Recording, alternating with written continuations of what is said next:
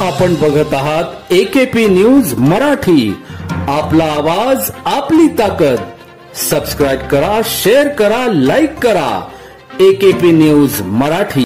नाशिक जिल्ह्यातील येवला तालुक्या पोलिसांकडून तोतया पोलीस बनून एंट्री जमा करणारे व लूटमार करणारे बंटी बबली यांच्या कारनाम्याचा पर्दाफाश करत मुख्य आरोपी यास अटक केली आहे। गेल्या काही दिवसांपासून येवला तालुका परिसर व शहर परिसरात नारायण नाना येवले राहणार कुसमडी व त्याची साथीदार शोभा साबळे हे दोघे बंटी बबली जोडी तोतया पोलीस बनून रस्त्यावर वाहने अडवून एंट्री गोळा करणे, ग्रामीण भागात फेक रेड करून हप्ते व खंडणी गोळा करत होते।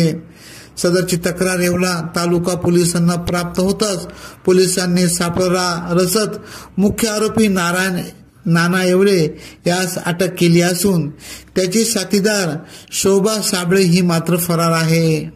पुढील तपास येवला पोलीस ठाण्याचे वरिष्ठ पोलीस निरीक्षक संदीप मंडलिक यांच्या मार्गदर्शनाखाली पोलीस अंमलदार करीत आहेत।